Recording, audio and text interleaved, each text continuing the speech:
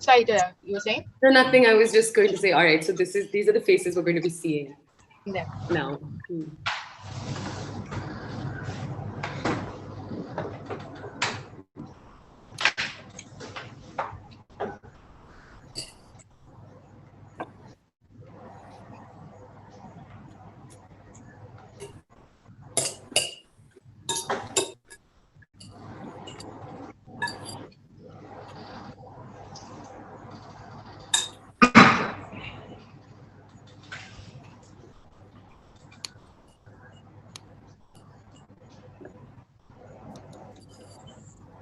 We'll wait for a minute more and then start.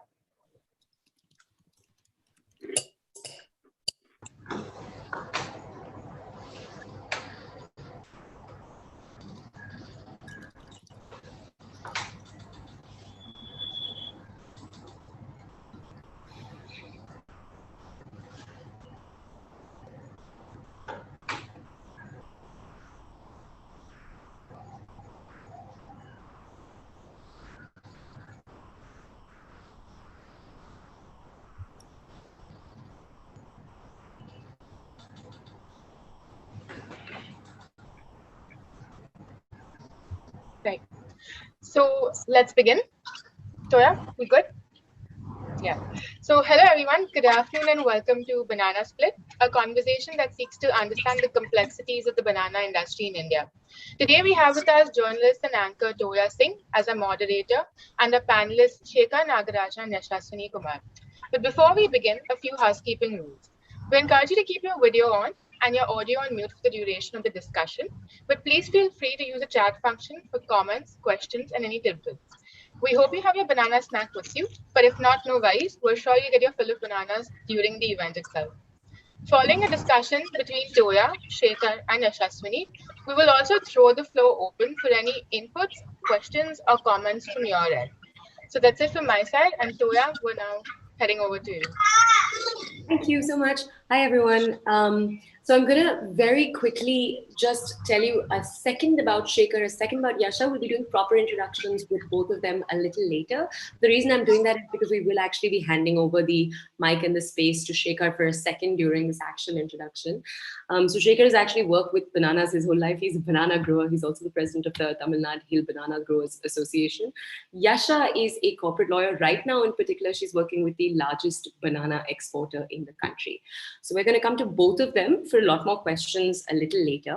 But first I thought, or we all thought actually, that a great way to start this conversation was just to talk about a little bit about how this whole banana story started. I thought I'd talk a little bit about my own journey. So what ended up happening is I was listening to a podcast one day. And in that podcast, you had this journalist. His name is Vikram Doctor. He loves writing about food.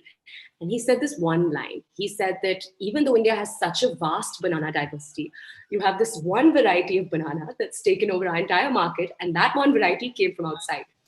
And you know that if you have a mindset that is at all similar to, I think, the mindset that is there today, I heard that and I was like, oh my God, this sounds like a story. It's foreign bad, India good. That sounds really exciting. And so I took off. I was like, okay, let's research this a little more. And I did not till then know that the banana story is actually something that's been talked about a lot abroad, especially. So what I mean when I say that is that you've had Vice, you've had BBC, New York Times, all these places cover and write a lot about one particular angle of this whole story. So the angle that they will talk about and the angle that they've been talking about, when I say they've been talking about it, I mean actually for the last 10 years, is this aspect of the fact that you've had again and again abroad, and I'm going to move to India very quickly because that is the focus of our conversation today. But the conversation, at least abroad till now, has been about how banana plantations and the entire banana story has focused on first one variety that was wiped out by a disease and was then entirely replaced by another singular variety. What it's important to note in this case is one of the major countries that is a player in this story is the United States. The United States is responsible for doing something. It's responsible for actually taking over entire countries in South America and in Central America using them, and I'm talking about historically, using them to set up banana plantations in these countries.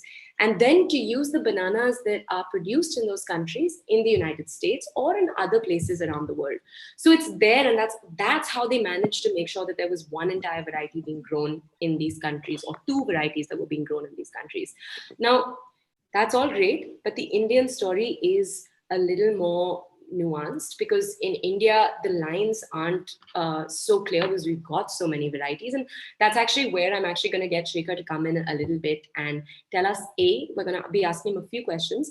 Shekhar, I'm going to ask you first, if you could just explain to our audience today a little bit about what a banana plant looks like. For instance, what's a sucker? How is a banana plant different from, with an apple, you take a seed, or with an orange, you take a seed? How is a banana plant different? That's the first question. And then the second question is, what's the process of growing it? How long does it take? And what does that actually look like for a average banana farmer in our country? That's all. Over to you.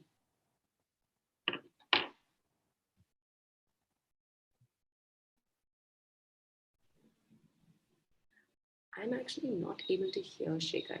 I think Shekhar is on mute. Shekhar, yes, yes, you're right. Yeah. Shekhar, your mic is on. Yeah, you're not. Okay. Okay. Thank you, Toya. I'd like to just mention, before I really explain how to plant a banana plant, that we as banana growers worship the plant. Okay, because every single part of the tree or the plant is useful to us. And the way we go about planting is we always clean up the field. We take a pit, which is 1.5 foot cube, 90 centimeters cube. And the baby suckers, the baby plants which come out of the side of the banana plants are called suckers. We'll remove one without actually disturbing the mother plant, without much damage, clean it, and add compost. Could be farmyard manure or any organic matter. Put it in the pit and cover it up. And what I'd like to say is, most of the bananas we grow in the hills is rain-fed. So the normal time of planting is April, when we get our summer showers. We plant, and invariably there's rain in April. And then it's left to nature. Okay, so the plant establishes. Within a few days, you get the leaves coming up. There's enough energy in the plant to pull out the leaves. Then it establishes itself. And since it's rain-fed, we get the rains right in time throughout the year, and then the monsoons come in October, November, and then the following April, after 12 months, the bunch is put out. Okay, this is specific to the hill banana, the Virupakshi. And then you were talking about the Cavendish, which the whole process of planting to harvest is about a year. The hill banana, because it's rain-fed and it's just left to nature, it takes 18 months to harvest, from planting to harvest. So that's about it as an introduction, and then as we go on, you can ask me more.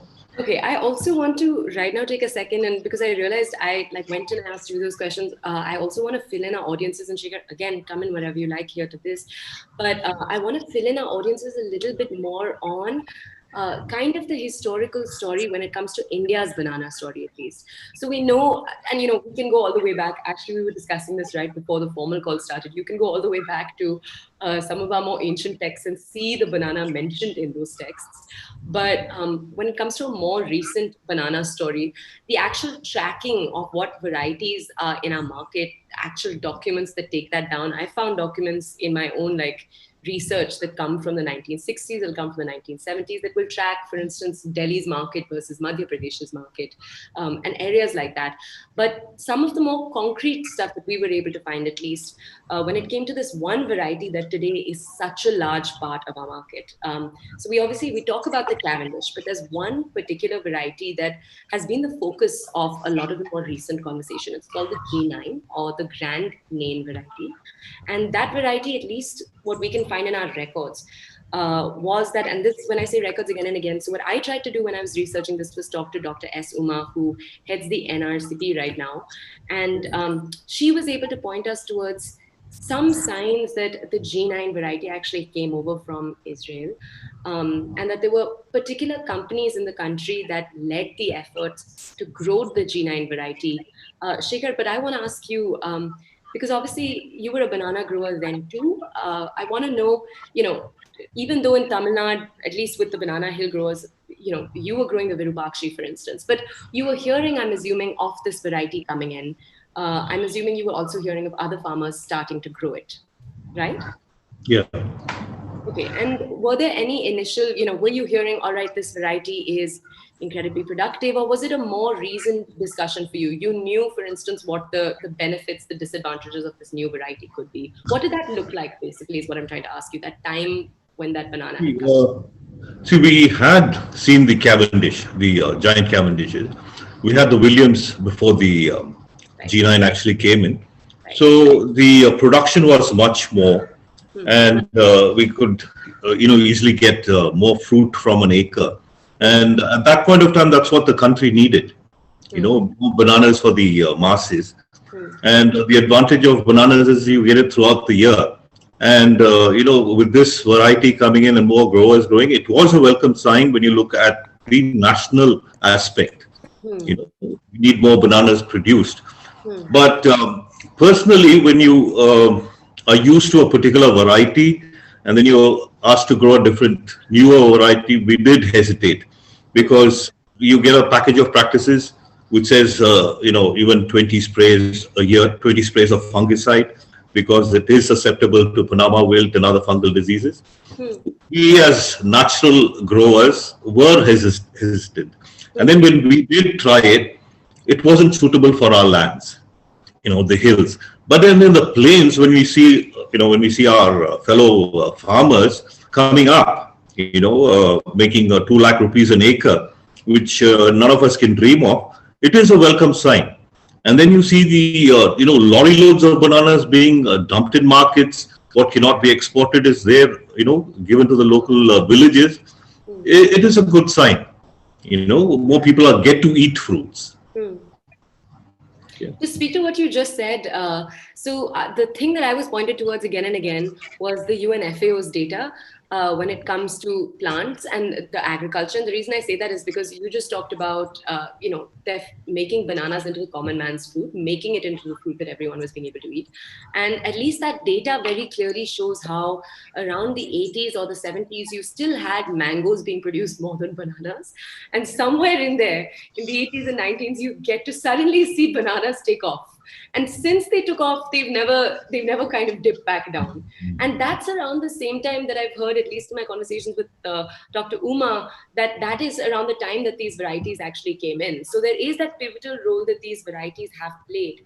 I hope that kind of gives our audiences a brief outline of this story. Now, I'm going to try to move us into a more concrete discussion.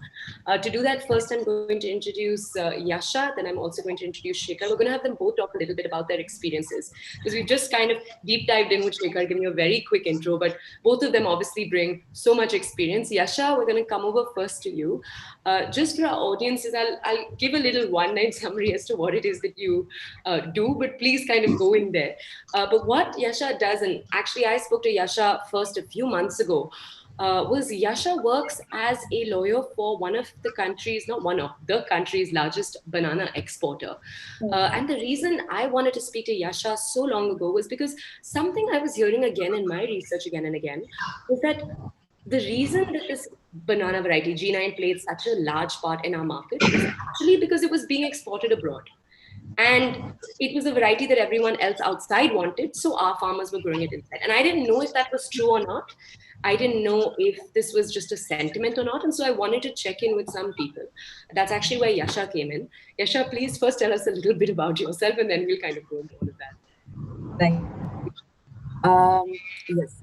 So my role, actually, I'm Group General Counsel for this agri-focused group of companies with our headquarters are in Switzerland, and we have various projects in 6 jurisdictions, including India. India is our largest. And one of our project companies is this company called Desai Agri-Foods, which is India's largest banana exporter. And I think something that maybe gives clarity when you think of behemoths in the corporate world like Chiquita or Dole, Desai Agri-Foods is much, much, much smaller. And I think it's a good reflection of how India's contribution to the banana export market is also, it's large in terms of the fruits that we export out of India, but it is still really not very large volumes. If you are looking at countries that are exporting bananas in a significant volume, it's going to be, you're either looking at the South American countries or you're looking at the Philippines. And the reason for this, I mean, there are a few reasons for this. One of the reasons is that I think it's location. So South America and South American countries are able to cater to North America and Western markets. Just geographically, it's easier.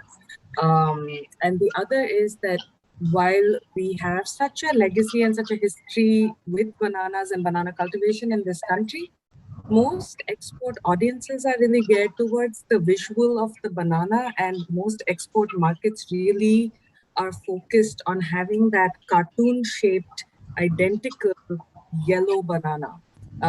And because of diversity in farming practices, because of diversity in what I would say cultivation styles. I'm sure Shekhar actually has probably more knowledge about the technical aspects of that.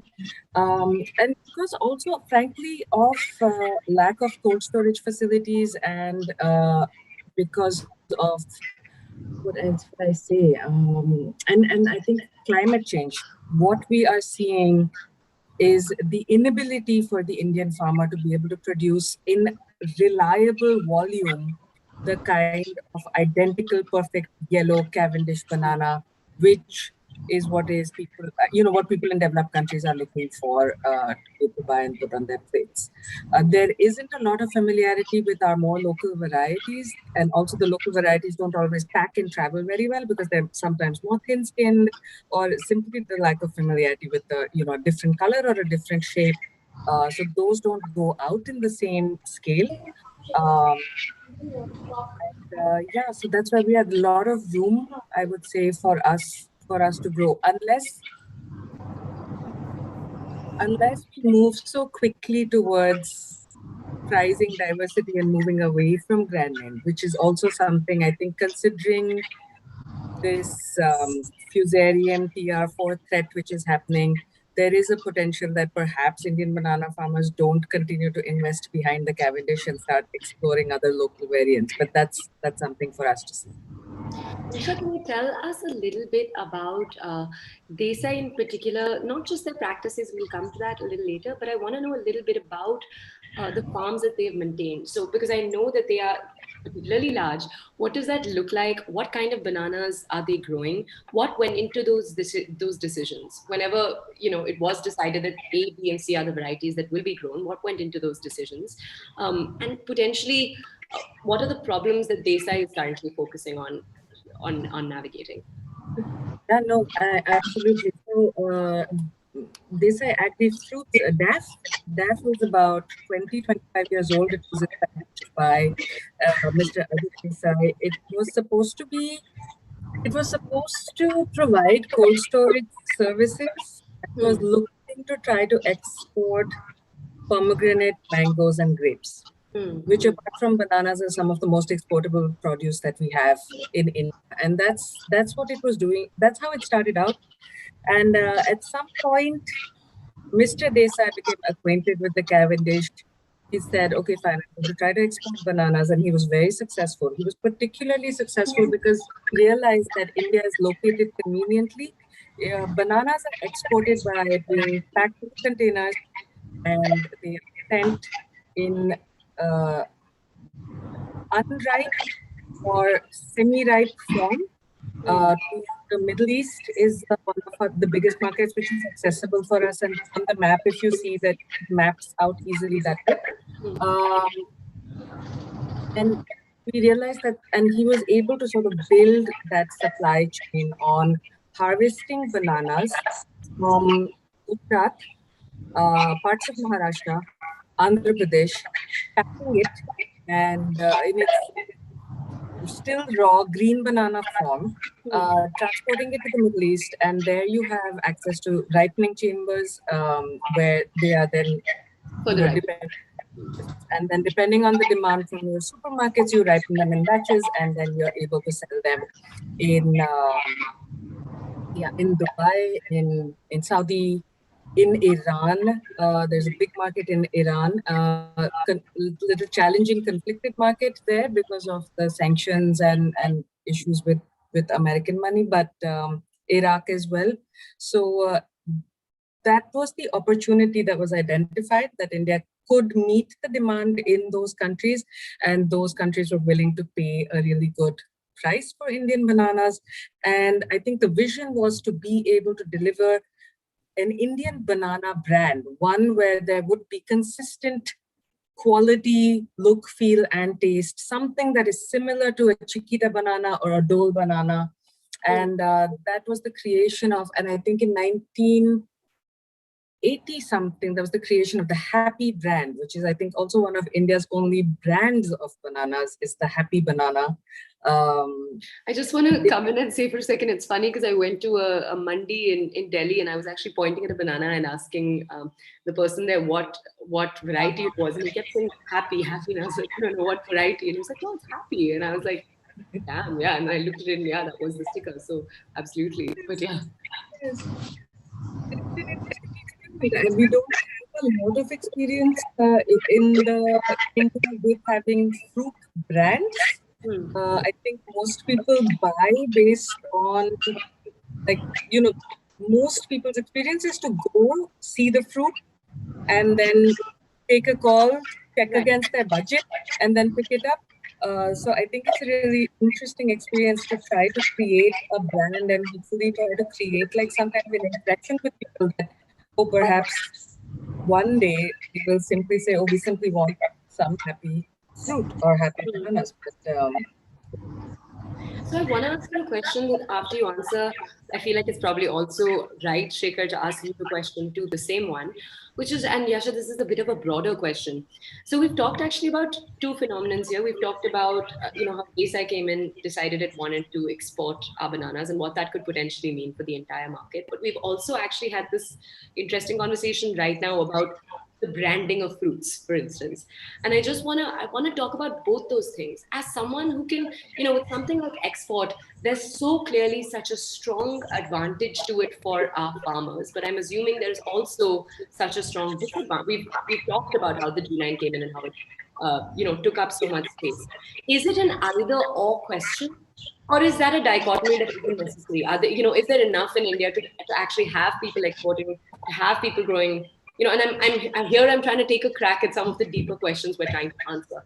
The other smaller part there is something like the branding of fruits, growing these, brands that are like a banana is a Happy banana. Is that, a direction that it's positive to be moving towards?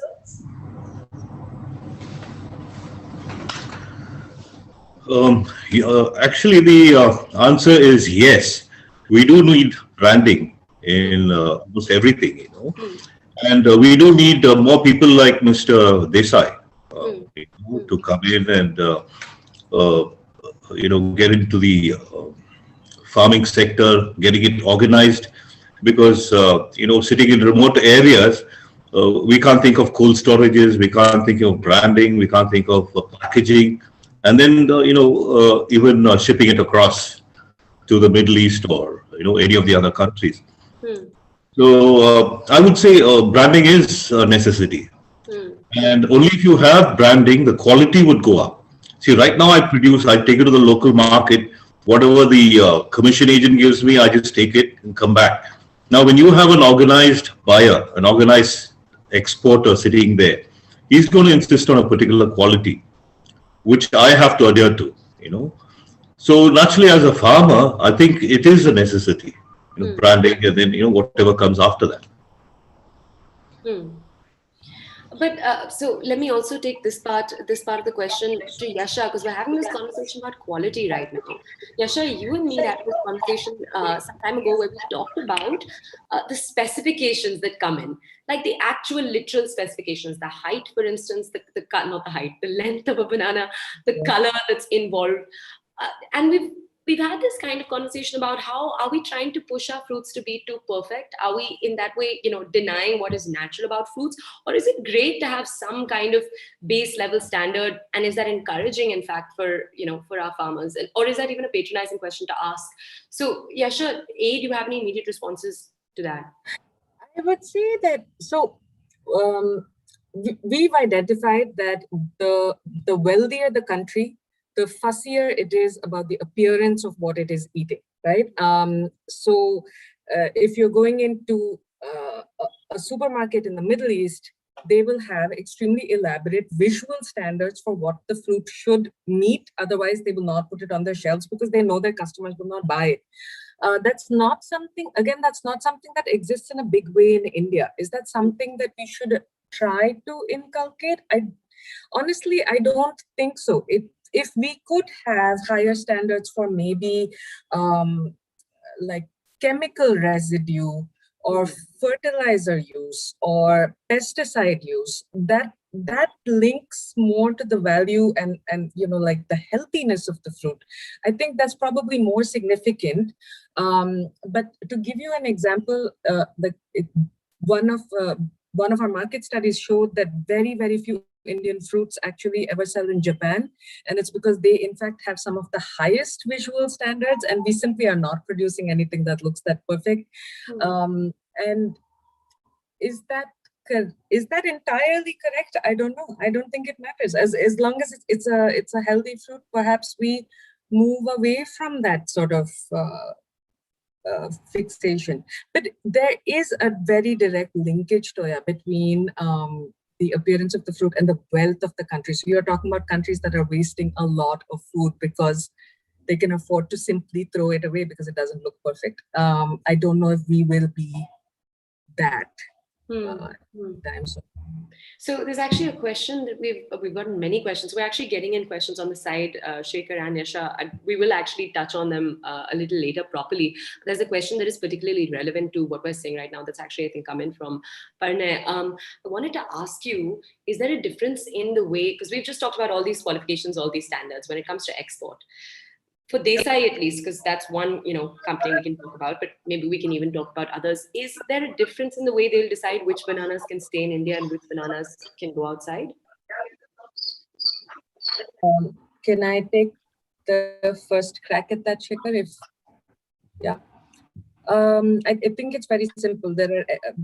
There's an export quality, there's a grade A, there's almost a definition and understanding of what a grade A fruit is, and most of that's what is sent out to be exported. For domestic consumption, you will have, if you have farmers or sellers who don't have access to export, that's when you see perhaps grade A in the domestic market. But otherwise, if there's enough awareness, the quality and grading of most food products out of India is export quality is the top, and then after that is what comes from domestic consumption. So I want to break it up a little bit with you. So we've talked about, you and me previously have talked a little bit about the different kinds of places that bananas are sold. So in our country, you will have mall outlets of places like a food market or a food hall in the north of India. And then you'll also have the mandi. Is there a breakdown even there, the kind of quality of bananas they're getting?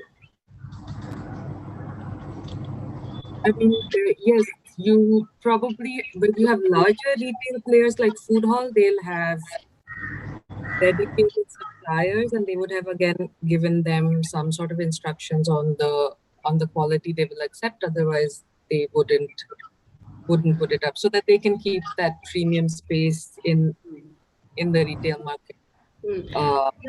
Just to Shekhar, before, because I know that we did see same question is coming to you. I just want to ask you once again, Yasha, again and again, we're talking about this band. Is this band physical only? Does it also talk about the actual quality of the fruit inside that peel? So the band is is quite complex. There is, of course, just your physical appearance, but apart from that, you have every country has its own export regulations and quality testing methodologies, and then it will have its own prescribed limits in terms of the kind of chemical residue it would accept or the amount of information that it requires about cultivation and just background on the product before it accepts the product as exports. And I mean, there, I think the highest, most stringent quality parameters you'll see come from Europe, Western Europe, and Japan. And then after that, you will see the quality standards sort of become more and more flexible depending on where you're going around the world. Okay. All right. I'm actually going to go over to Shekhar. Shekhar, could you answer that same question? But then also I'm going to give the audiences a little bit more of an introduction to you and your own experience with bananas, because we haven't done that yet. So first, do please touch on this and we'll go on to that. Yeah, actually, Toya, this question about the quality of fruits going into different markets or supermarkets. Obviously, the best fruits, I mean, within the country, go to the big cities where the people can afford to pay more. So if you see the bananas being grown south of Tamil Nadu, the same Cavendish, G9, the market is Bangalore city, where people don't mind paying that extra bit. And likewise, the Chennai market. And otherwise, the smaller towns would get the B grade or the C grades. So this is not only for bananas, but for all fruits. Where the bigger cities get the better fruits. The ability to pay by the consumer. And so the thing is, we can't really dispute on that. It's obvious. And it's not the grower who decides on this; it's the middleman. Okay, the commission agent or the middleman. He's the one who decides which fruit goes to which market. So we've talked a little bit till now, just to kind of bring our audience up to speed. We've talked a little bit till now about this one variety, how it fits into this larger umbrella, Cavendish varieties, how export has come in, how export has been such a large player in why G9 is such a big deal. But now to kind of get more of a perspective in India, we have right now the person joining us, the person who's, sorry Shekhar, we're actually doing this midway through the conversation. But Shekhar has worked, he's grown banana plants for decades and decades now. My own conversation with Shekhar started because of one variety in particular, the Virupakshi. I was actually introduced to Shekhar as someone who had, Shekhar, this is something someone else said about you. I was for one of the people who was really responsible for re-allowing Virupakshi to become a variety that was common, at least in the area that you were in. You were responsible for that, at least that's what I was told from someone else. And then of course we had our conversation and you told me a little bit about your journey with the variety in particular, what that story was like. Could you tell our audiences a little bit about, so right from when it is that you started growing and cultivating plants, and then to the story a little bit about the Virupakshi and what your journey with that plant has looked like. Yeah, Joya. See, Virupakshi, the name comes from a town where the hill banana was sold. Okay, so Virupakshi is a town near the temple town of Palni. So we farmers, for generations, this is native to our hills. It's grown in about 40,000 acres, and it was mostly on pony back, which was taken down to this village called Virupakshi. From there, it was sent to the rest of the markets, the rest of the country. Now, if you look at it, my awareness about Virupakshi was probably in 1962, when my father was, he won a national award as the best banana grower in the country, and he got it from the Prime Minister then, the Honorable Jawaharlal Nehru. So, as a small kid, you look up to your father and then, you want to do the same. So that was probably my first love for Virupakshi.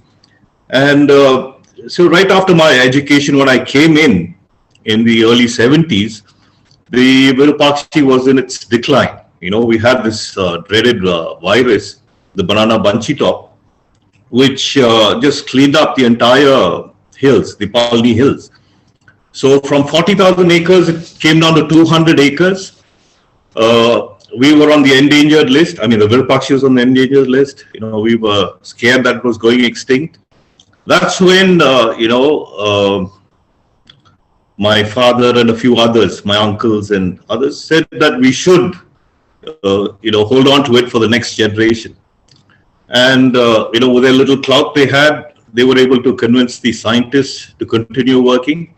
So this was a journey which started in the mid 70s. And, it went down to 200 acres.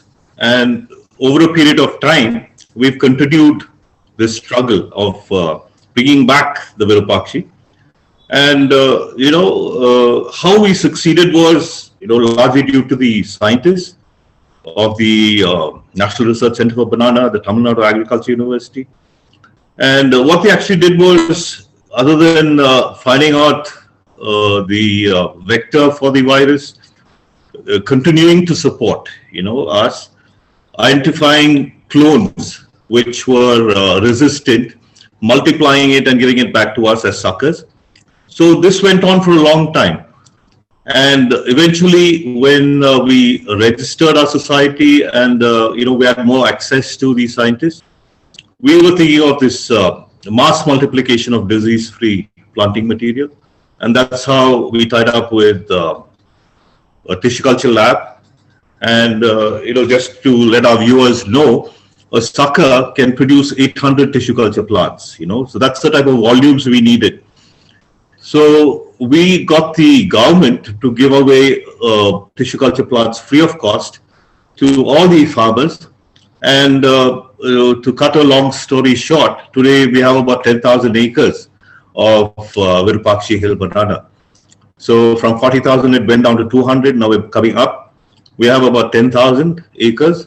And I think from here we'll move on. So, Shekhar, a question to you, because this story, the one that we've just talked about, has revolved around this one Virupakshi. For you, it's a story, at least from what you just told us, that touches on, not just you, but also your father. What I want to ask you is, for you, when it comes to the Virupakshi, because something we haven't done right now is simply talk about the nutritional value of each of these different bananas.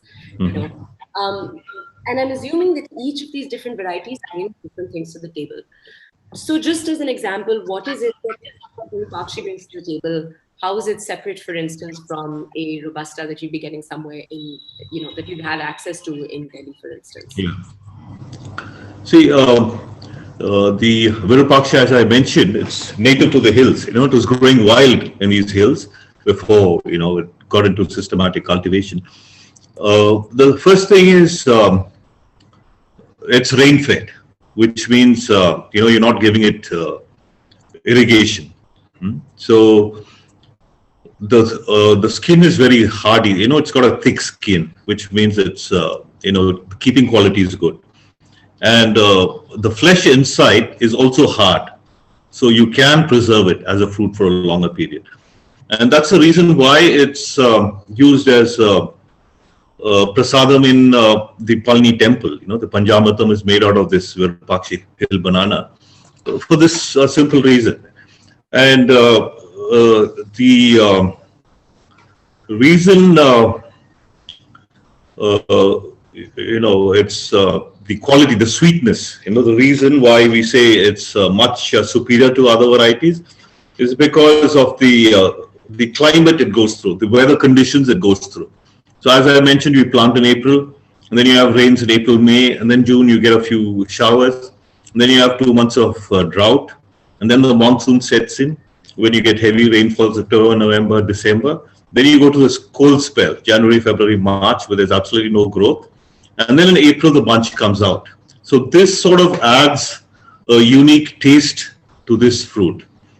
And, the reason why we got this geographical indications is because, it's unique to these hills and the quality. As you know, every fruit, you calculate the TSS, analyze the TSS, the sweetness of the fruit. And the Virupakshi is much sweeter than most of the other varieties. The keeping quality is there. And because it's naturally grown, we'd, encourage our children to eat a lot of it. It's not only the energy factor, it's the quality. It's just straight from the soil into the fruit. And it's only the compost which we add. It's even though scientists recommend use of chemical fertilizer, we don't. One, chemical fertilizer is very expensive, and two, it's rain fed. So unless there's moisture, we cannot apply the fertilizers. So it is unique. And the other thing is, when you plant Virupakshi anywhere else, you don't get a Virupakshi fruit. Okay, so like, you plant it in any other hill, you're not going to get a Virupakshi. You plant it anywhere in the plains or anywhere in the world, it's only this 40,000 acres which can produce a Virupakshi fruit. And that's why it continues to be a costly fruit. And can you tell me a little bit about the places that your Virupakshi is able to travel to with the middlemen, not with the exporters, but with people who, See, the reason why Virupakshi hasn't caught on is one of the characteristics is that it gets these black spots on the skin, so it's never been exported. Okay, and it's always the Chennai market, which has an appeal. I mean, that's where it's been going all along. And even now, we're not able to meet the requirements of the Chennai market. We're very short, and that's why the prices are high. Other than that, it doesn't travel far. It doesn't go anywhere else. It's just the Chennai market. So there's a question that's actually come in about what it would take to grow the Virupakshi in other places. So, can it be stabilized to grow in other micro conditions? Could you just repeat that question? Can the Virupakshi can enough tinkering allow the Virupakshi to grow in other conditions in other parts of our country? See, as I mentioned, it's that unique climate which gives this fruit. Okay, now you heard of the Chevroi Hills. You take a Virupakshi planted in the Chevroi Hills, you get something called the lardin. You don't get a Virupakshi. That's because of the geographical conditions in those hills. Now you take a Virupakshi planted in Sirumalai, you get Sirumalai fruit. You don't get a Virupakshi. That's because of the conditions, the climatic conditions, the soil conditions. So it's exclusive to these hills. And even when we got the GI, they compared it to the ladyfinger in Queensland, Australia. But we said we've been there much longer than the University of Queensland itself. And that's how we managed to get the GI. Assam, you get hill bananas, but nothing like the Virupakshi. A little bit of a short side question, and then we return to kind of the meat of our conversation. What is the process of getting a GI, and what does it mean for farmers in that area? Okay, see, GI is something, it's like a patent, right? So no one can use the name, and it's exclusive to one location.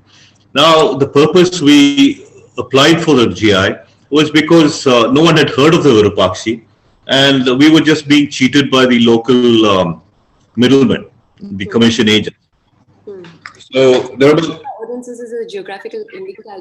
I know we have a lot of professionals. We also have some people who love bananas. How we should qualify that, but yeah.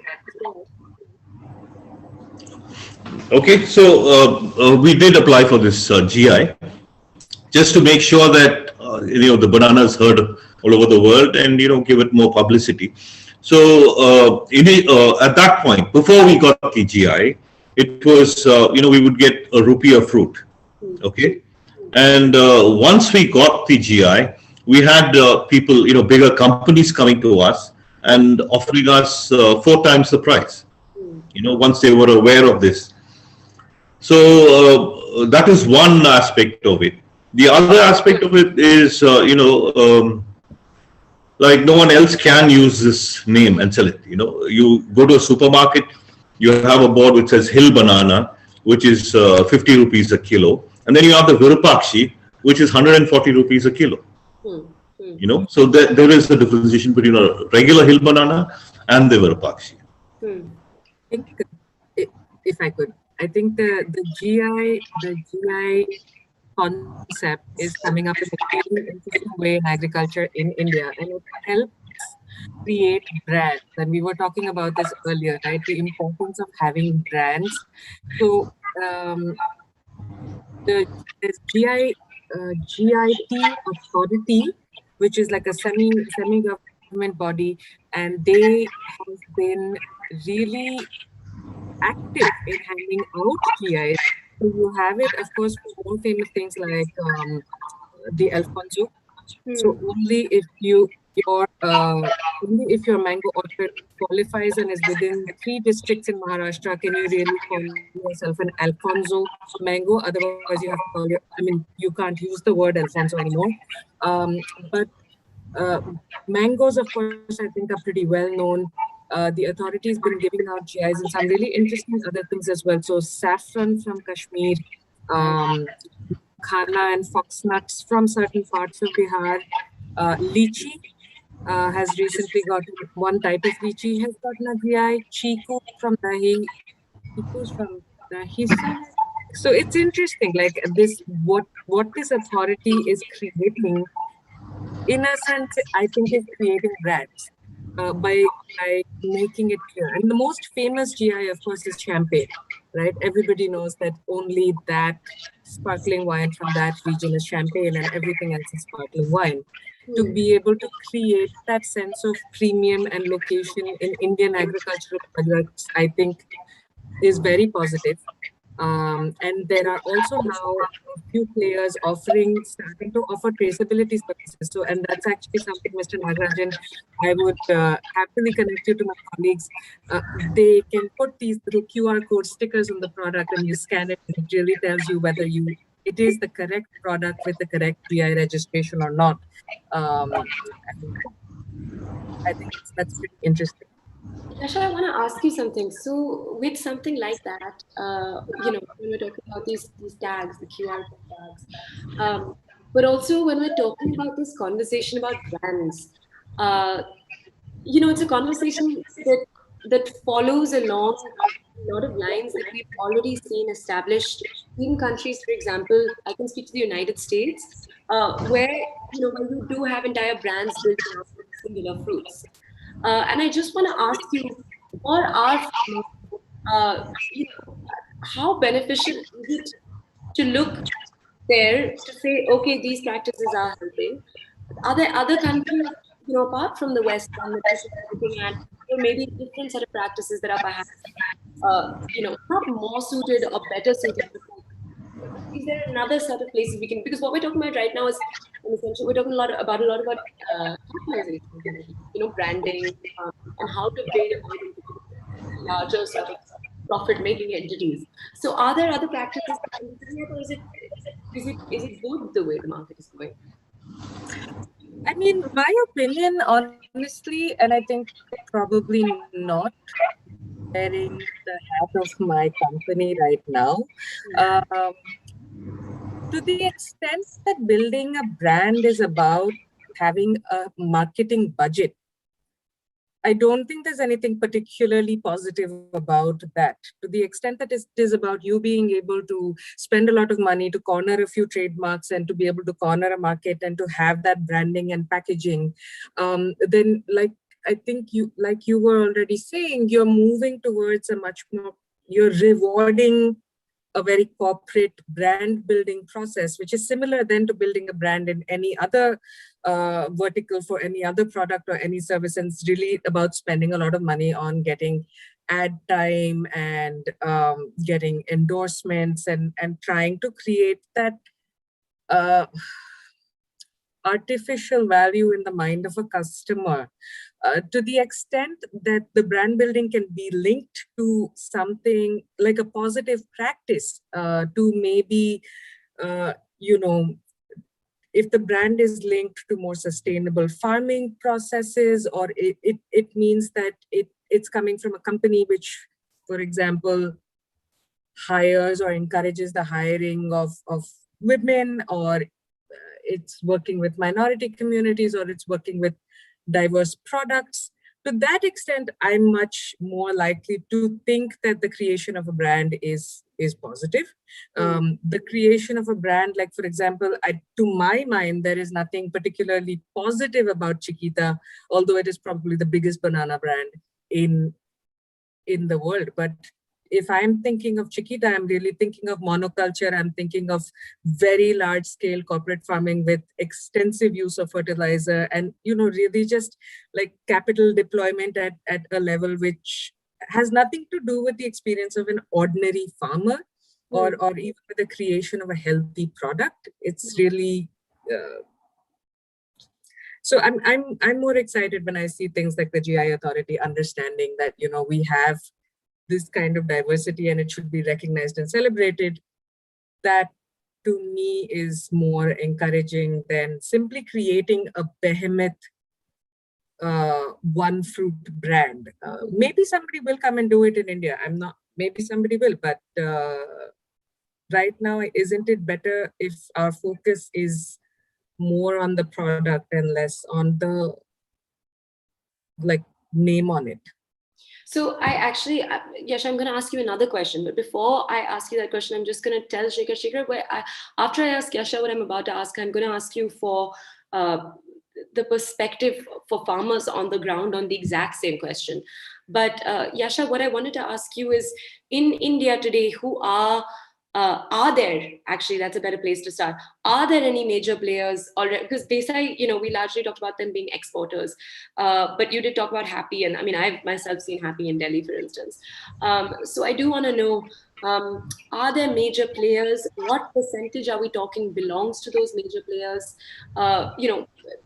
Do we have those numbers? Are those numbers available? And is that a practice that is done? And maybe Shekhar, maybe you can come into this one too. But is that a practice? Coming in with big players, is that something that's being encouraged by the government? Just generally, policy-wise, what is the government trying to shift us towards, or where are we moving? So yeah, I'll do your question sort of last question first, and then back to the first. Does the Indian government, from a policy perspective, encourage large-scale agricultural players? And my answer to that would be no.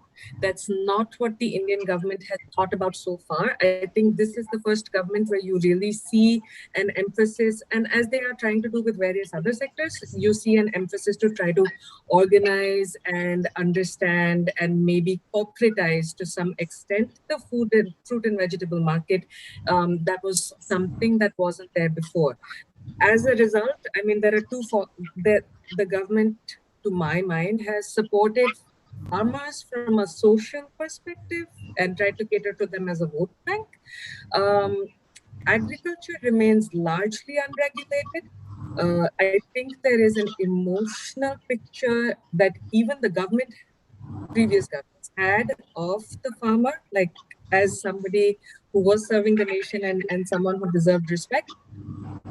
But I wouldn't say that we don't have a mindset towards trying to organize agriculture the way that, say, for example, we see in the US, where agriculture is really just as corporate, as mechanized, as something mechanical as an industry as anything else.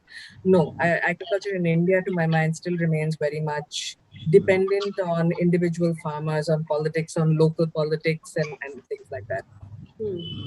Shekhar, would you like to speak to that question also? Yes, Toya, see, it's a tough question to answer in the sense that the government does encourage farming on one side, and the other side is, we don't have the option of fixing the prices. If you see any other commodity, prices would be going up, but agricultural produce is kept low, basically to control the inflation and to see that the people get food cheap. All right, it could be wheat, it could be rice, it could be fruits.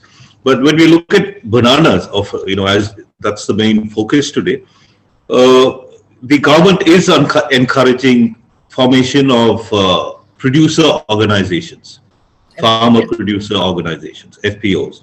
And they're going all out to encourage them by giving a lot of funding, for cold storages, for transport to reach the market. So it's all there, but it still hasn't reached the average farmer. See, we know about it, but how do you go about it? Okay, they say, okay, you go to this office, you do this, but we don't have the time to get together. So unless there's someone to overlook all this, a separate wing for farming, you have the Ministry of Agriculture, no doubt, but what is decided by the Finance Ministry might not be communicated to the Agriculture Ministry, and it doesn't reach down. So as a result, we have about 280 members, out of which probably 5 of us will be aware of FPOs or, formation of groups, all that. And the others, they will look at us as if we would, overrule them. We would swindle them of their rights, of their produce. So, it doesn't happen. So, as was already mentioned, we still have a long way to go. And unless we can determine our selling price, I think farmers will be, finding it difficult to survive. Not only for the banana grower, but generally farmers as such. Sorry, Yasha, did you have something to come in with? Please come in. I was agreeing with Mr. Nagraj, and I think that's definitely, and I mean, as Indians, I think we're familiar with our experience with the government, which is that there are some positive steps. People announce it, they want to do it. Does it really trickle down and reach that final farmer with a small holding who's just trying to understand, is it made accessible to him? I don't, honestly, I would say probably not. It doesn't, the execution never reaches that level where, it's really the last guy on the field who's able to access all of these good intentions, but, Okay, Yasha and Shekhar, just stay with us for a second. I'm actually going to ask our audience, so everyone who's with us right now, we've got some time left, and this is, in a little while, we'll actually even start asking questions. We'll have the mic open, even though we have been picking up questions already. But I wanted to ask our audiences loosely, and so, just my point is just properly give us your answer here. There are 3 different places we can take the rest of our conversation today. We touched a little bit on varieties, and that's a place where I saw, I think, a lot of questions coming in. Shekhar, particularly when you were talking about the Virupakshi, but Yasha, also when you were talking about, for instance, happy, and these are the varieties. So that question of India's diversity, would you like, this is to our audiences, would you like us to pursue down further there? We've also not actually talked too much about TR4 today at all. And that might be because it's the TR4, and there are other questions also, to be addressed in the file. So that's the second question. Is it TR4 that you maybe like to see this conversation going, or maybe to a third place, which is this conversation that we just had right now. We're talking a little bit about government policy, for instance. I'm actually now going to take this again to a question to both of you. I'll wait to hear from the audience. In that answer box on the side, if there's a direction you'd like to see this go. But before we go, then as you give your answer, so Shekhar and Yasha, both of you, Shekhar, could you tell me first, and Yasha, this question will come to you, about the changes that you would like to see take place when it comes to what can be done to immediately help. I know we right now broadened it out to agriculture, the agriculture sector. But if we specify that a little, talk about banana farmers around our country, again, it's, perhaps impossible to generalize. A banana grower, for instance, in Haryana will have different problems, perhaps from a banana grower in Tamil Nadu. But if there's anything you get at, what are the few things that you wish were being addressed better, or you see our spaces for improvement? And I don't just mean from the perspective of policy. See, if you look at it, it's the average farmer looks at agriculture as a way of life. He doesn't consider it as a business proposition or an occupation as such. So he's got his land, or we have our land, and we're so attached to it that we wouldn't really think of switching occupations. Now, with that background, I can't really demand things from others, especially the government. But how do I come up? An average farmer. See, we have a member who, every Saturday he brings his harvest, which is about 400, a bunch of bananas, 400 bananas. He brings it on his pony, comes it, sells it, and that's the money he has for the whole week. 400 bananas, which he sells. Now, how do we improve his lifestyle? That's what we're looking at, and that's the main purpose of our federation. So when we look at this, we look at alternate crops, we look at better pricing, what facilities we can get, the people living in these remote areas. We really can't demand too much from the government, but I think over the years, things have improved. Infrastructure, for example, electricity, roads, all that is coming up. So we are grateful to the government.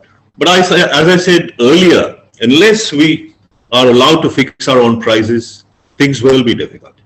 Can I ask you a slight follow-up question? Jasha, I'm sorry, I know I said something after.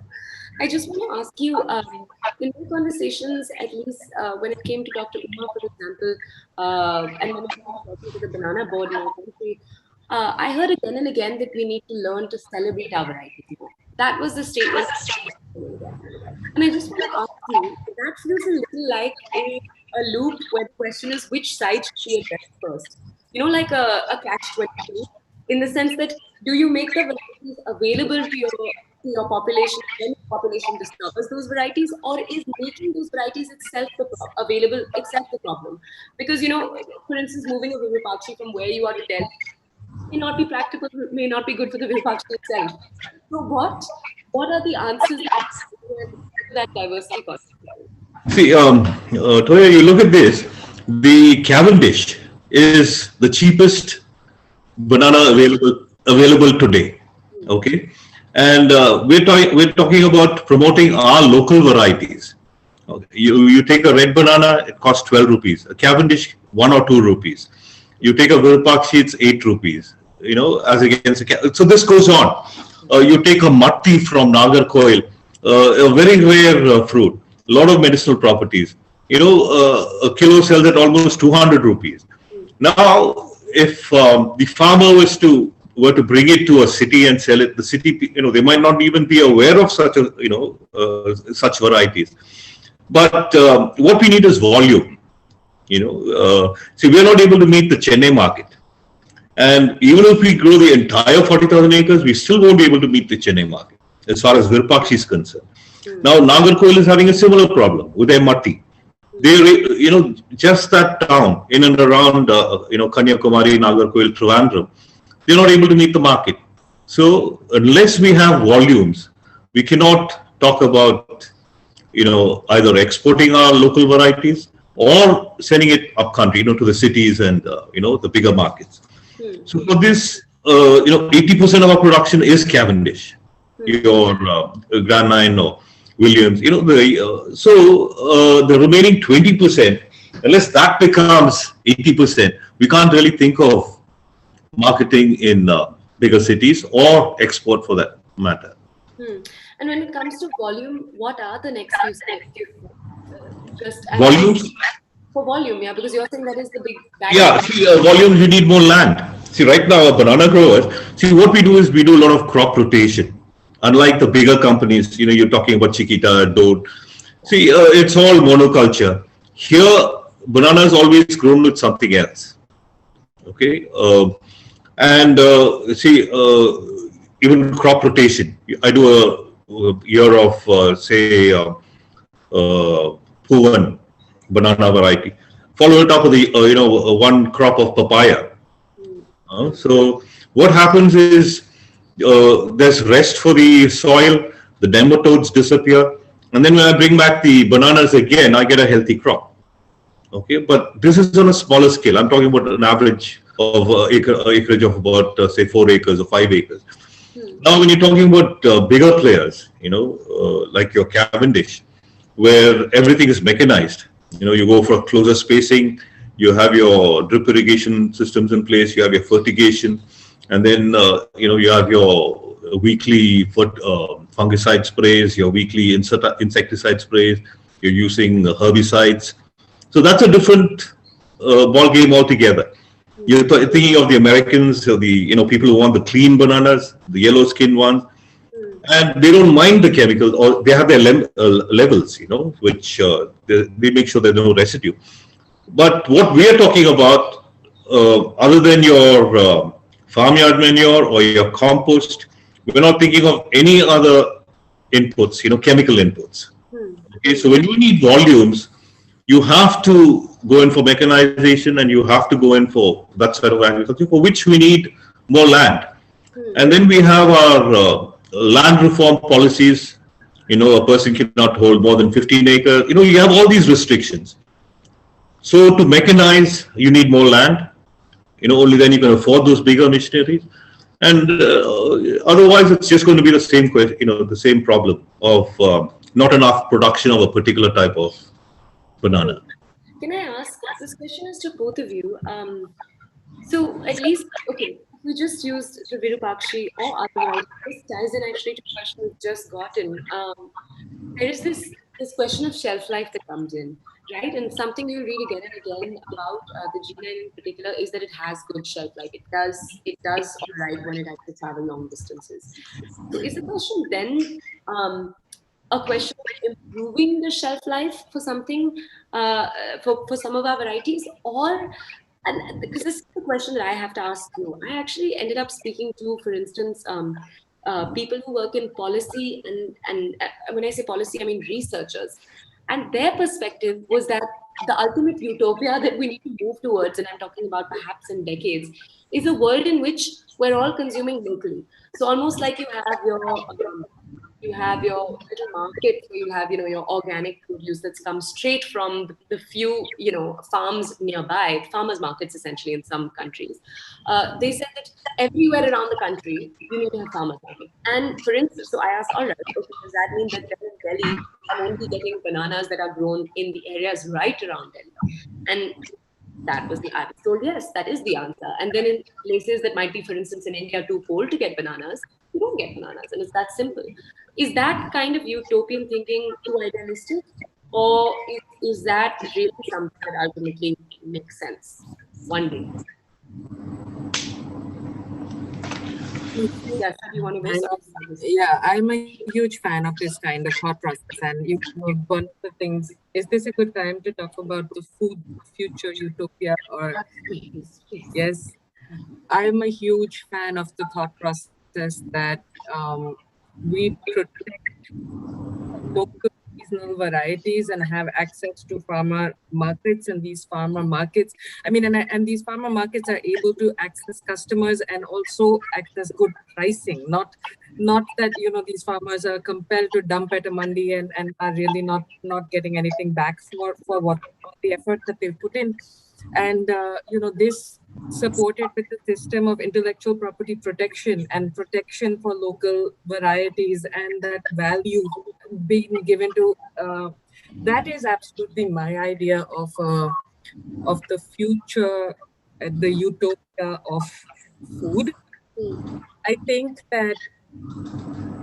it's positive that unlike the US, which raised all its biodiversity down to nothing to build only giant corn farms, we have not done that yet. We still have a little bit left.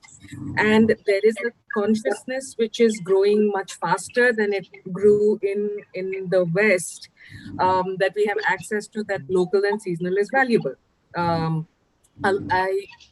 In Europe, you already see the system of encouraging people to buy directly from farmers. It's doing very well. People have really leaned into the lifestyle. The balance, of course, is the retail market and the options, that consumerist mindset, which is compelling you to have many, many, many options and many, many, many varieties of different things which don't actually belong to your season or your location or your time. But maybe you want to have a mango in January, and that's possible because somebody is going to fly one down from Costa Rica for you, and it has this huge carbon footprint, but you have this access. If we can move away from a mentality that prizes that, and towards one which appreciates that, okay, fine, you know what, in January I'm not going to get a mango in Mumbai, and that's fine, and I'll wait a few more months, and then I will of course have access to so many which will come from much closer to me, and this harms the environment a lot less and is probably more beneficial to me because the fruit is not artificially ripened or has not been preserved in different complex ways.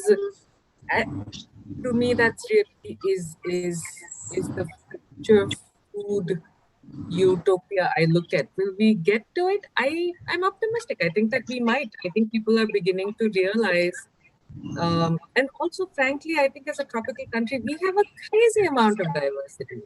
And if we don't have to put farmers like Mr. Nagarajan on the spot and insist that he give us such huge volumes, if we are able to, in fact, simply price what he is producing at the volume he is producing and not insist on a constant supply. I mean, this is something that even our AP and Gujarat and Maharashtra farmers struggle with, and they are just making the ordinary China and Cavendish. But that I think that that will probably help him out as well if he can realize the price that he deserves. Everyone simply appreciates that it is a more exclusive product and is able to understand that. I think that would be great. Thank you. Shekhar, would you like to address the same question? Yeah, I think the day will come, with advances in technology. People sitting elsewhere, they start ordering, and then if we can send it by courier, smaller numbers. Say a person sitting in Delhi wants Virupakshi, definitely we can at that price. It is possible. We're doing it with avocados now. People are so full. Is that something we want? Is that something we want to encourage? Definitely, because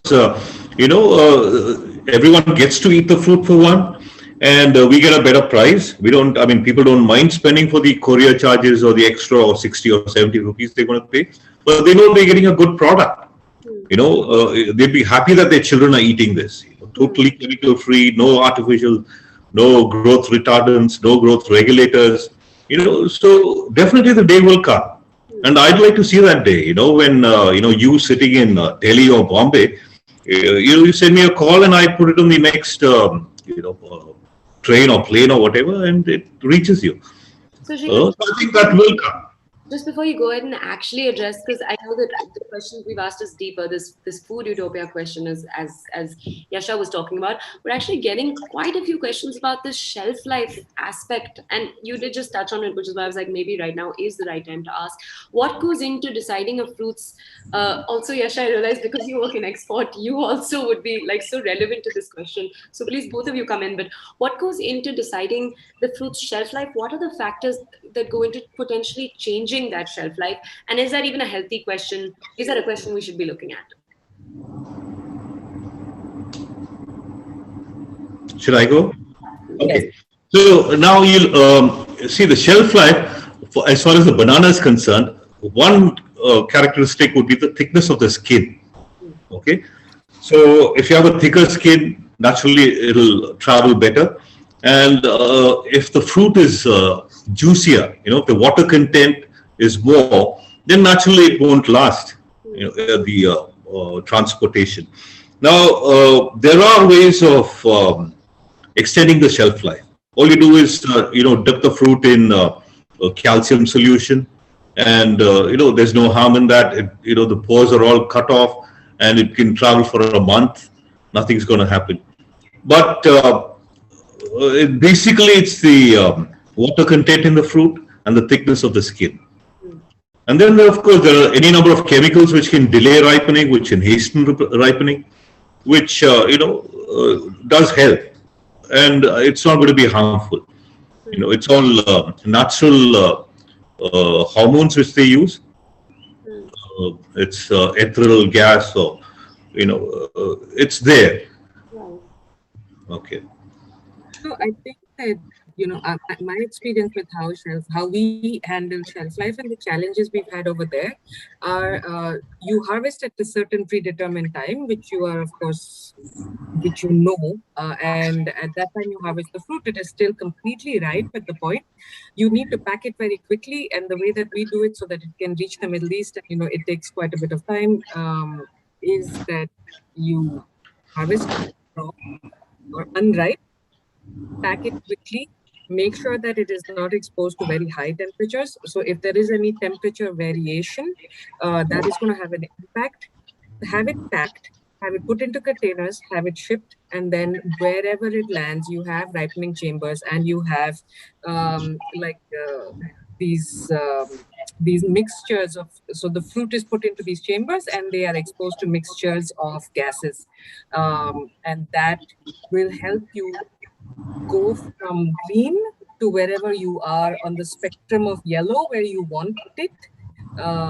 And then that gets shipped out then to the supermarkets and stuff like that. So that's really how we've handled it. But here, I think one thing, Toya and Mr. Nagarajan, which we've not really gone into in great detail, but which has, at least for that, I know had a huge repercussion is climate change. Because when you have unseasonal rain and when you have unseasonal heat and when you have unseasonal cold, each and any of these things just has a completely unpredictable effect on the fruit and what will come out. And then, again, like going back to where we started from, when you are trying to sell to make the most money with these extremely visual conscious customers, it can simply, it can really wreak havoc with what you're trying to do. And that is what South America and the Philippines seems to have really stabilized. Like they don't have the kind of vulnerability that Indian banana farmers have because of these climate change. So that's my understanding. Can we talk in a little bit of depth here about what has gone into any one of these countries? I think Philippines is a good example compared because it's on this side of the world. But could we talk a little bit about what's gone into that stabilization effort that's different, for instance, from India's experience?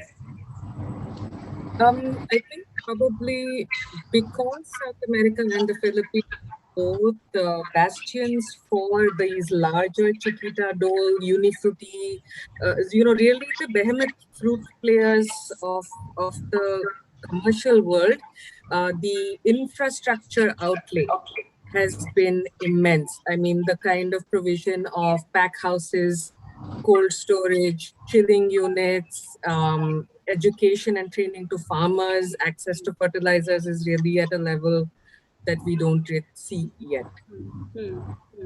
Okay, so what we're gonna do now is we're gonna very quickly, because I have done the beautiful job of really going over time here. So what we're going to do is we're actually gonna move into questions and answers. Takshma is actually probably gonna join me back on right now. Takshma, are you joining me? Hi. Hi. Yes.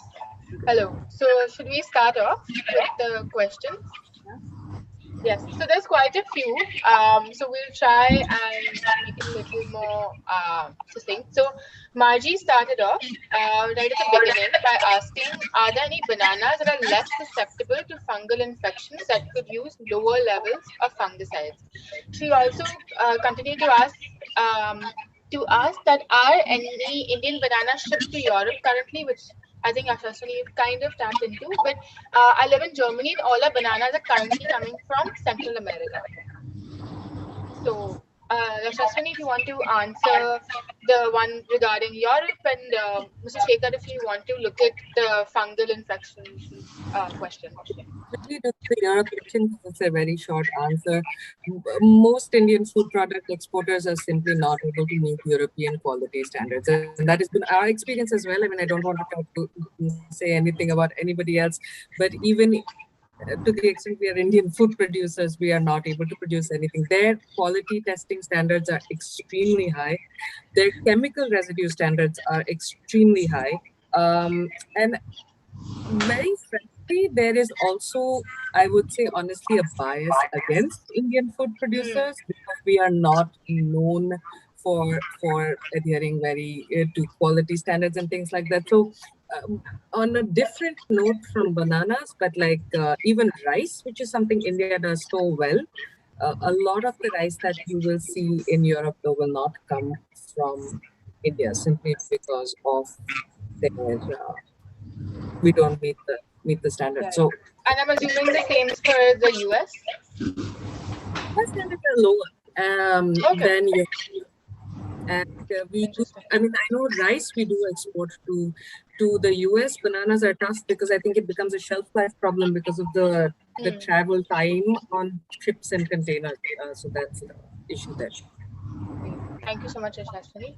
Mr. Shekhar, what are your thoughts on if any bananas are less susceptible to fungal infection? Yeah, see, the major fungal infection is the Fusarium wilt, the Panama. And then you have, right, TR1 to TR4. But see, nothing has been analyzed. We haven't done any sequencing. But my experience, we have something called the Karpuravalli, which is totally resistant to fungal diseases. But it's not grown on a large scale. But there are varieties. And I think with the arrival of the TR4, our scientists have started analyzing, sequencing, all the races we have, all the varieties we have. So eventually they will come out with something which is totally resistant to Fusarium wilt. Thank you so much, Mr. Nagarajan. Another question was, we've kind of tapped into this before, but within the varieties we do have, are there some with higher nutritional levels? What are also specifically about the Virupakshi? Is there any specific nutritional value to it, or in terms of flavor variations? Yeah, see, the thing is, there will be differences in nutrition. For instance, the Virupakshi is grown in soils which are rich in potassium and phosphorus. Natural, we have natural deposits of phosphorus in us. So the fruit does high levels of potassium, high levels of calcium. And, when you analyze, you have your B12, and it is superior to some of the banana varieties grown in the plains. But I'd like to mention the red banana. That has large, it has sulfur in it, which is good for the human system, in addition to potassium and other things which I mentioned. So there is a difference in the nutritional value of different types of bananas. Thank you so much. While we're on the topic of Virupakshi, Anusha also asked that black spots are one of the main reasons why Virupakshi doesn't travel well. But aren't black spots common in all varieties, including the local plants as well as the Robusta? Or are these spots indicative of different types? Okay, now, see, I didn't mention travel. What I meant was certain people like a clear skin, and that's what is being exported. And the Cavendish, has a very clear yellow skin, thanks to the chemicals and the natural characteristics. But the Virupakshi, the main characteristic of the fruit is the black spots. Okay, so it doesn't go well with certain people. They don't like the color of the fruit, the black spots, and that's why it's not being eaten. But otherwise, it travels well. Keeping quality is good. Surya also asked that Shekhar, this is more of a comment, that Shekhar is spot on in terms of his comment on volumes and market penetration. My perception is that it comes to shelf life. Local varieties are not shelf life stabilized, and these bananas contain different sugars, and over time, taste and aromas change. He also continued by asking if you could shed some light on the cultural implications we have for some varieties of bananas. Like, is there one specific one for gifting? The one that you mentioned earlier, something that you said is used likely in pujas. So, could you shed some more light on this? I didn't understand the question. Could you just make it a little short? Sure. So, one was more of a comment that he agreed on you about the shelf life aspect. The second was a question as to if bananas have any cultural implications. So cultural, religious connotation. Yeah, definitely it does. I mean, especially the Indian culture. I think all our societies, whether it's the temples or any social gatherings like your weddings, bananas do play an important role. And each variety, I mean, like each variety has its, specifications. Right from the two banana trees at the entrance of a wedding hall with a full bunch hanging, and soon after the wedding, the ceremony of giving milk and bananas. All these are there. It's just that it hasn't been documented. It has to be done. The other question, of course, the shelf life. As I mentioned, each variety has a different shelf life, and we can't just say that all bananas have a specific shelf life. Okay. And the tastes do vary day to day. As it gets riper, it does change. We also have a question from Venu Srinivasan, who said, my question is, will the banana plants raised via tissue culture yield as much as the ones raised from regular suckers? Okay, see, the mother plants are selected, okay, in tissue culture. So the scientists, Dr. Uma, NRCB, they are the ones who give the mother plants. So they have certain characteristics. The bunch size is one. And so when you take the tissue culture plants, the tissues from that particular mother plant, it will be true to type. It will be just like a mother plant. So if that particular mother plant produced a bunch of, say, 10 kilos, the tissue culture plant will also produce a similar bunch. It will be true to type. Now, the disadvantage of a sucker is you won't know if it's been infected with disease. Whereas a tissue culture plant is free from diseases because it's produced in a lab. So that's the only difference.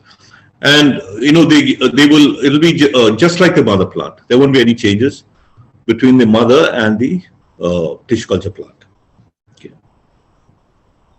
Just want to check if anyone has, most of the people have put in the questions in the chat box, but if anyone wants to go on mic and ask a question as a result of what we've just discussed, you could. Otherwise, any closing statements from Yashaswini and Mr. Nagarajan, we can also take them. So I think most of the questions are covered in the chat box. Mr. Shekhar, would you want to give your any closing thoughts that you want to leave us with? Yeah, actually there was a remark saying that we might not have the bananas for long because of the TR4 fungus, the Fusarium.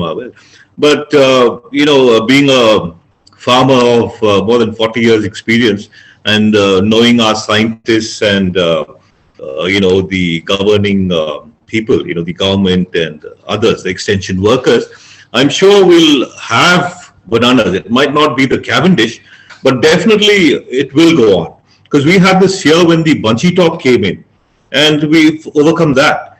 So I don't think the TRV would, I mean, as it is, Australia has come out with some varieties which are resistant. So this will go on. And so people like, viewers, they need not worry about the TR4, and we will definitely have the bananas forever. That's great. That's a hopeful way to leave this conversation. Yashaswini, over to you. Thank you. I think in terms of closing, it was just a great conversation to have on Saturday afternoon, and thank you for letting me talk about bananas and a topic that I think I know an odd amount about. I completely agree with Mr. Nagarajan. I don't think we're going to lose the banana. We may possibly, worst case, lose one type of banana, but I don't even think we're going to lose that. Honestly, there are a lot of people who are investing a lot of time and effort into trying to understand the cures for TR4, and probably they will succeed. But I mean, yeah, it was, I think when it came up, probably was it beginning of this year as a real threat. It was just fascinating to think that, again, that standard issue, typical cartoon banana may vanish and you'll have a different variety. It's interesting thing, but I don't think we will lose it. Yeah. Again, a very hopeful statement. Thank you so much for that, Yashaswini. So we have one last question and 1 last minute left. So I'm going to go for it because I think Priyanka has requested it from Parvati. So she's asking, do different bananas grow in different seasons? And I felt like we should take that one. Yeah, bananas grow throughout. It's one fruit which you get throughout the year. And different varieties, yes, it's grown throughout the year. You get fruits all over. It's not like you have a mango season or an apple season.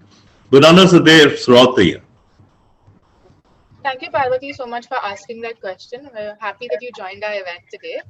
And yeah, that's it from our end. So thank you again for being a part of this and leaving it on a hopeful note. Thank you everyone for everyone who attended and was a part of today's conversation. Yashaswini and Shekhar for providing the insightful perspectives. And also we greatly appreciate Toya from Edible Issues and her contribution in not only building our thoughts that contributed to actually having this event, but also being a part of it and guiding this discussion.